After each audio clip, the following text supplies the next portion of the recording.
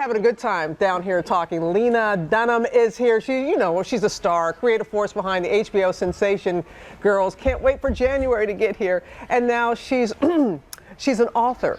She's adding that to her list of accomplishments. Her brand new book, Not That Kind of Girl, a young woman tells what she's learned, is out today. Lena, thank you for being here. Thank you for having me, Robin. Oh, you got rave reviews the last time you were here, and George is still blushing because you called him handsome. George is handsome. Yes. I'm not the first one to have said it. No, but he loved it. George is something of a sexual icon. I wish he was down here. Somehow he knows that. Look a little different from the last time you were here. Is it true blondes have more fun? You know, here's what I'll say. I was a blonde child, so I feel connected to being blonde, but I think what happens when you're blonde is that there's some reaction, some prehistoric reaction in stupid men where they start like holding more doors open for you, hailing cabs for you. So I've definitely had a lot of services rendered to me that did not avail me when I was not availed of when I was a brunette. So. Well, I've learned so much more about you, and that doesn't surprise me hearing that. It is really, it's beautiful. I mean, it's a conversation with you all over the place, and it's who you are. What inspired you to write this? You have so much going on.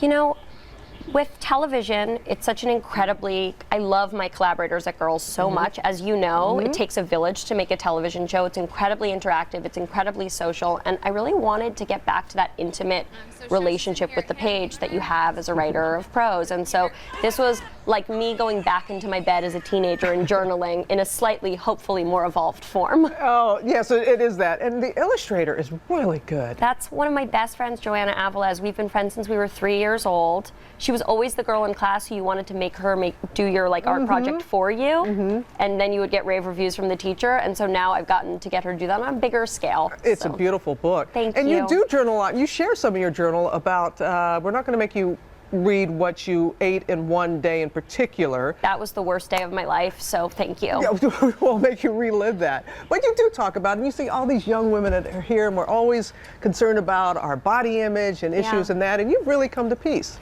Well, you know, that was in some ways the hardest chapter in the book for me. People think it will be like, you know, the sexual humiliations or the challenging relationship, but for me it was just being clear about the fact that I've spent a lot of time thinking about food. And you know, I spent a lot of my career trying to break down some of the negative forces that the media exerts on women in trying to control their body image. And so for me, it felt very sort of, you know, anathema to who I am to admit that I too have struggled with the concept of sort of perfection. And I think it's something we're all dealing with every day. But I have to say, when you love your job and you love what you do and you're sort of engage, you really feel like a tool being put to its proper use. Suddenly you think of food as fuel, and you think of it as a way to get to where you need to go, and less sort of your demise. Yeah, well, I agree with you. Diet is a four-letter word, and I hope the young girls that are out there. Diet is a four-letter word is something I learned from my grandmother, and I will take it to the grave.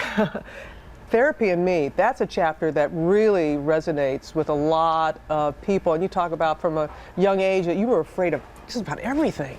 And that you still are dealing with that in some ways. Yeah, you know, I think one of the reasons it was so important to me to talk about my relationship to therapy and the fact that I have obsessive compulsive disorders, I feel like there is a conversation about mental health that needs to happen in this country that we are just at the beginning of. And I think that all of us sharing our struggles with the world inside our heads, whether big or small, can help other people to normalize their experiences. And you know, I definitely have struggled with anxiety, with obsessive compulsive disorder, and I was very lucky to have parents who had a very forward-thinking attitude about putting me into therapy at a young age and giving me tools to move forward. Not everyone's that lucky, and I don't want to sound grandiose, but I think it's part of the reason that we see so many shootings in this country. There's a conversation about mental health that is just as important as all the other dialogues we're in nationally. And you go there in so many different ways in the book, and I love your folks. They come shining through in this. I love them too. They, you know, as I said before, they had the foresight to put me into therapy. They had the foresight to encourage me to create, and I feel if the book is dedicated to them, and for good reason. I can't wait for the fourth season of Girls. Thank you. Hannah and the girls. Hannah and the girls, they're back. Some new haircuts, some new foibles, some good guest stars. We're ready to rock and roll. And it's not like you're not busy enough, but you were talking to our writer Mitch, who just fell in love with you. I and love you said Mitch. something about guys and dolls and that you would want to sing in a musical. Oh, I was asked if I could have any secret talent, what would it be? And I said I'd want to perform Adelaide in Guys and Dolls. Here's your stage. Well, my accent's not great. It's like, a person could develop a cold. That's what I've got.